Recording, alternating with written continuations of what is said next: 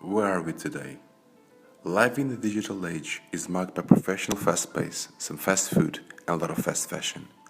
More and more, there's a global community that functions and reacts according to snap stimulus like advertising, news flashes, tweets, Facebook posts, and WhatsApp messages.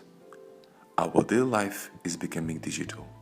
From our work environment to our mundane recurrent activities such as shopping, to the way that we interact with our family, colleagues and friends. A greater proportion of it's done through digital medium. We are able today to form a wider digital community around subjects and issues. Pushed and supported by technology, consumer preferences are creating disruption in traditional business models. Consumers are demanding transparency, greater mobility in access and interaction to goods and services, and increased information on the impact that companies have on the environment. Do we know what we eat? Consider all the public health issues related to food. Governments and consumers at large are increasingly more worried about the origin and sources of food. Production practices, sugar content, food labeling, as well as a lack of information on actual and the potential hazardous footprint that large-scale industrial agricultural projects have on the environment and, even more worryingly, on human health and existence. All of these factors are clearly setting the tone in how the agro-industry and food distribution to the final consumer is going to be organized in the years to come. Acknowledging that participants in the agro-distribution value chain are economically and politically powerful and have terrific vested interests. As a group, we are interested to understand how this powerful industry may shift in the near future and the role that digital density may have on that process. We decided to look at product production in the dairy industry. The products are heavily and widely consumed. The world dairy output today is close to 500 billion tons, with the US, the EU, New Zealand and Brazil responsible for close to 40% of this output. Guys, milk is a commodity. Technology over the years has impacted the production process, being the first factor to push out smaller producers from the industry. Farms have searched for ways to increase mechanization and automation, especially in livestock management. Technology has also been a great enabler on the distribution side, allowing more cost-effective sourcing and increased efficiency in getting the product to consumers. Our research results indicated that the general consumer in the developed world is already paying twice for their dairy products, at the shop and through taxes that support farmers in the form of subsidies. Notwithstanding the revenue stream resulting from the supply chain, there are winners and losers, and clearly, the status quo does not favor the traditional farmers. In general, farmer margins have been eroded over the years due to global supply and arbitrage factors, something that is pushing out small-scale producers from the industry. Contrast, industry organizations such as AHDB argue that retailers have seen gross margins improve, 40% on stake on price, as retail prices have remained stable over the years. Clearly, the client relationship is between the retailer and the consumer, and to a small extent, to a brand that blends milk from cooperatives and other producers. So does milk really come from cows? It might seem odd to raise the question, but if you are a Chinese consumer that in 2008 was faced with the fake milk formula issue, it's not a completely absurd question. At the same time, due to the continuous disassociation between product source and consumer, surveys have shown that children are finding it more difficult to understand the origin of products. For too many people, it's a product that magically appears on supermarket shelves, or for those that do not join the shopping trips, on the shelf of the refrigerator. Why does it matter anyway? Well, if we understand that one of the major issues that we are facing in the years to come is how to tackle obesity, it is critical to understand where food comes from. Hence, why organically or environmentally sensitive producers are today occupying a greater space on the supermarket shelves.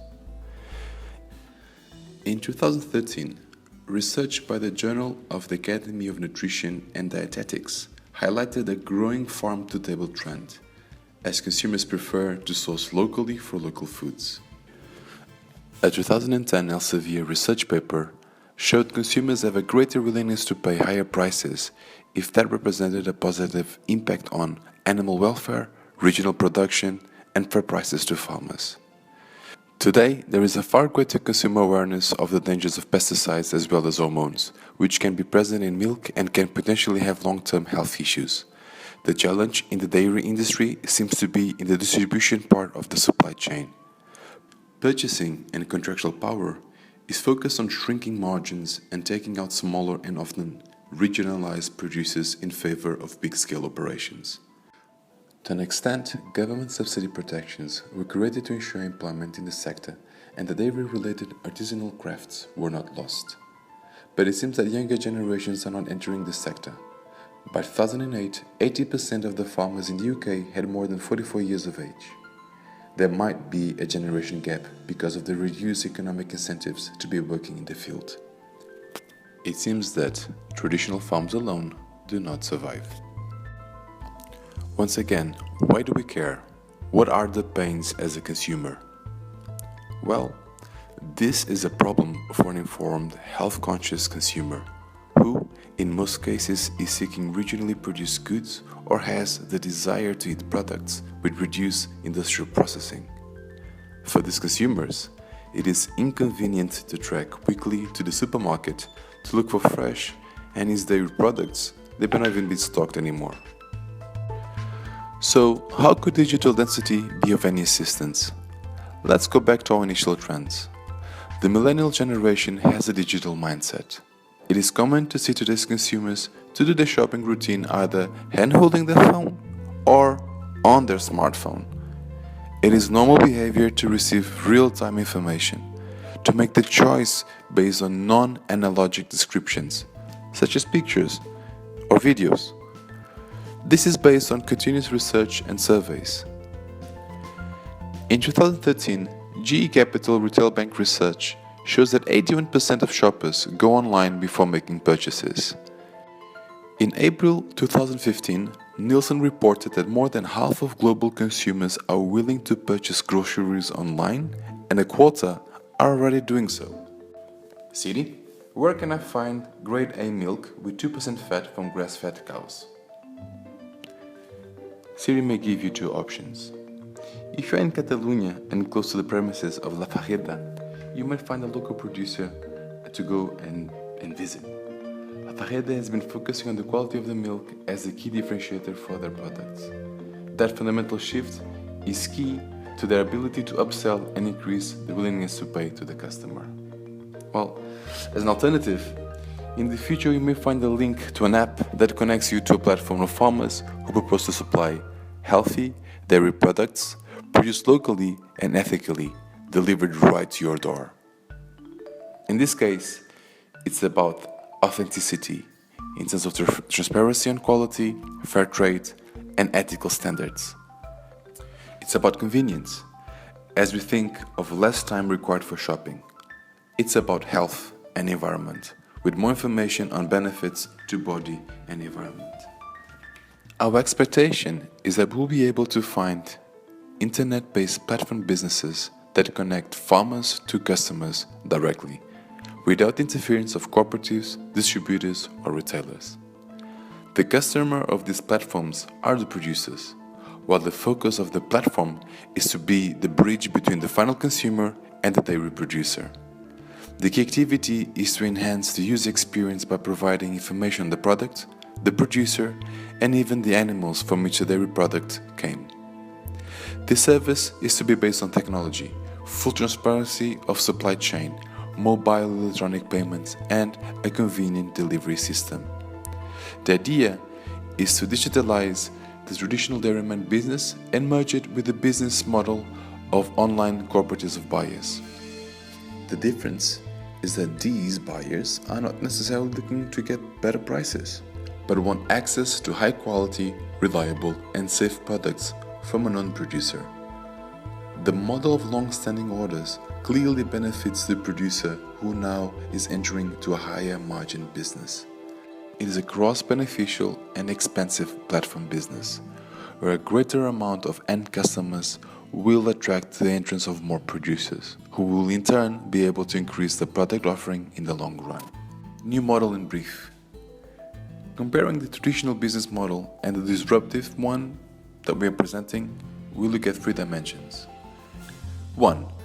What will you stop doing with the new business model? We believe that the health-conscious customer will stop going to the supermarkets to get the yogurts, the cheese, and the milk. Also, that customer will stop having to worry about the source and quality of the products and is more confident on the choice that he makes. Number 2, we think that there's an improvement on this business model. Farmers will no longer forgo the margin to retailers and distributors.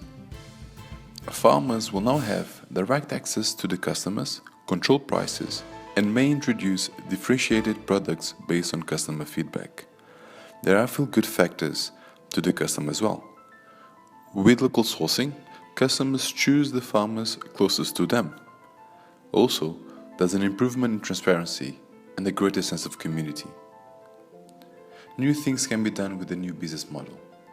Direct delivery, reducing stock levels, more fresh products, and a higher revenue stream to the farmer that can be reinvested in, among other things, to improve the quality and eco-standards of the farms. Last but not least, there is a social networking component, the community. We know where you are, and so do our kids. We know where the farms are, and we know where the products come from. We don't think that existing channels will see this grow and happen without taking part in it. Clearly, existing online channels like Fresh Direct may bandwagon on this because it's an easy add-on to them. While the traditional channels may find it a little bit more difficult to enter, but clearly the dairy products have a high pulling effect to cross-sell other items. Along with digital density, we see the strengthening of the trend of organic, farm-to-table products, along with the ever-increasing adoption of internet grocery shopping. We expect to see websites starting and then moving to fully mobile capability for ease ordering of our favorite customized dairy products.